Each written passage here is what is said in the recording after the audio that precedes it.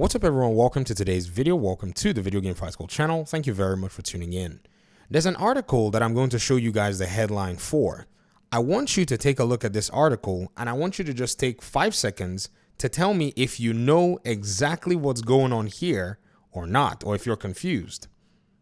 The article's title says, Xbox exclusive video game strategy leaves everyone confused. Before we even read any highlights from this particular article, I'm going to go ahead and ask you, are you confused about Xbox's strategy for exclusives? Is there anything vague about it? Or do you already know exactly what it is Xbox is gunning at? I can say with a high level of certainty that a lot of people who are probably watching this video already know what's up. We're not fools. Gamers today are a very big population in a much more mature audience, especially on the console and PC side. In fact, if you take a very close look at the Video Game Fight School channel, one of my demographic pieces shows that a lot of the people who watch this channel mostly are from around the age of 25 all the way into their 50s. In fact, I have another YouTube channel where my audience spans all the way to 60-year-olds that watch the video game content on there. So I can say that because of this, because I know adults are not dum-dums, this particular confusion only probably exists in the minds of a few. Jason Schreier wrote this article about this, and even Paul Tassi kind of chimed in, also citing a little bit of what Jason Schreier wrote. And to me, it's quite interesting because just a few seconds ago, I was also watching Destin's stream. Right now, as I'm making the video, the stream is going on, and he's pointing this stuff out. That's why I went ahead and looked at the article, and I was like, these are three people in the video game arena who are actually at the front and center of this stuff. I teach middle school, yet somehow I know exactly what Xbox is doing. And those of you here that watch this channel or tolerate me, you probably do other things that are not game journalism, and y'all know. So I'm scratching my head going, well, what could be missing? Like, what are we not certain about? They don't told us we're looking to bring more games to other platforms. They already have basically established an entire PC storefront. So there is no question as to the exclusivity of this platform. They're bringing it all. They want to drop it all for you and me to be able to play wherever we want to play. So what is the confusion that we're seeing here? What exactly is going on? Is Xbox somehow keeping this strategy away from us? Is this something that we don't know? The answer to that is we know. The answer to that is we're very well aware. They've ensured that all of this stuff is pretty much out there for everybody. Now, keep in mind that in some cases, they've been a little bit obtuse in terms of basically telling you exactly what game is going to be going where and when. They've kept it to themselves. I think maybe underneath this particular concern is these people wanting Xbox to show their hands. That is not a prudent way to do business. You don't do that, especially when you have competitors basically trying to eat you from left and from right. You want to make sure that you keep everybody guessing as much as you can. It's just the old way of doing things. I mean, you can't really show your entire hand. Why would you want to do that in a poker game? So again, Jason Schreier, perhaps you're not a poker player. I'm not. However, I can tell you that this is just one of those game theory things that Xbox is playing that probably leaves a lot of people confused. Now, let's read a little bit of this article because this is very interesting. Microsoft Core's Xbox and Sony's, Core's PlayStation have long been the Pepsi and Coke of video games. Bitter rivals, each one have their own factions of loyal fans. Blah, blah, blah, blah, blah. Oh, he uses Coca-Cola and Pepsi. Remember when I did the Costco and Sam's Club example and y'all were over here saying it's not the same thing? Get out of here. Both video game giants build stables of internal game developers, game developer franchises. It's exclusive, yada, yada, yada, yada, yada, yada, yada.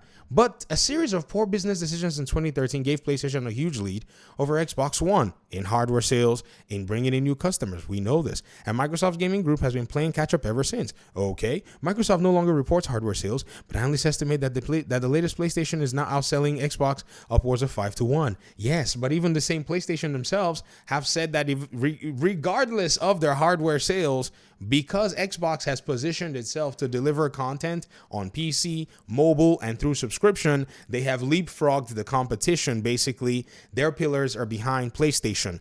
They could not catch up in hardware sales. What did they decide to do? They went old school Microsoft and went the software sales route. This is a strategy that if you haven't decoded it by now, I wonder what you're thinking about. I mean, again, Xbox realized we had lost the console war. Even their own guy, Phil Spencer, said it. There is no world in which a 10 out of 10 Xbox game brings people to leave their PlayStation 5s and start running to Xbox. He knows, and he's a realist. So what did he decide to do? He decided to concoct a very sinister, I think shrewd, I won't say sinister, I think it's a very shrewd plan. Let's find a way to keep making money and at the same time be able to still put consoles out there, but not let consoles be the primary dependency for us. So throw it all on PC. So throw it to other places who want to buy the game. Also, make Game Pass. Make it super valuable. Low price point to entry compared to the amount of games that we've given you. This is a strategy. Yet somehow, those of us that are literally not even in front and center of this industry were very well aware of it. Moving on. To make up for this hardware deficit, Xbox has doubled down on Game Pass. Well, does this shock you, folks? A subscription service that allows players to access an ever-growing catalog of games for a low monthly fee. Under Microsoft Gaming's CEO, the label went on a spending spree, buying game studios and publishers such as Bethesda Softworks and Activision Blizzard for $69 billion. Hold up, ladies and gentlemen. Let's go ahead and let's kind of evaluate this very, very carefully. You see, the details are always something that must be pointed out. I want to go ahead and take this opportunity to help us do a little bit of history as to why these two big acquisitions were made. This is not to say that Xbox was not already acquiring studios for Game Pass. However, their two bigger, more significant acquisitions had different circumstances that actually did surround them. Let's look at the Bethesda circumstance as case number one. We know that Sony was negotiating Starfield exclusivity for PlayStation 5 recently as a few months from around October 11, 2022. Ladies and gentlemen, you remember that the Bethesda acquisition was around 2021. Even at this same time, games like Deathloop and Ghostwire Tokyo were Bethesda games that were already timed exclusives on the PlayStation platform. The money hatting by PlayStation was extremely strong. The PS5 had just come out. There really were not many games from both sides. And so PlayStation decided that they were going to go on their Fugazi perception building spree, which is trying to make games only stay on PlayStation or keep them away from Xbox. Like that makes their platform more valuable, and try to lock down games like Starfield as well. This was the motivation for Xbox to come in and say, screw that. This particular approach is not going to work. So the acquisition to me seemingly made a lot of sense. So again, I think we should bring context to this conversation. Exhibit number 2 will be the Activision situation. But before we even go into that, a lot of this we know came from the FTC trial, where we know that according to this article from gamingbible.com, Xbox's honcho Phil Spencer was representing Microsoft in court, and Spencer revealed the lengths that Sony would go in an attempt to prevent major games from being available on its competitor. Now, this practice to me is borderline unethical. I don't know about anybody else. It's your choice if you think this is okay in a competitive market. I think it's anti-consumer because it affects the player who has to then go spend extra money before they can then play a video game that would have otherwise been available to them because one company out of greed wanted to grow their platform.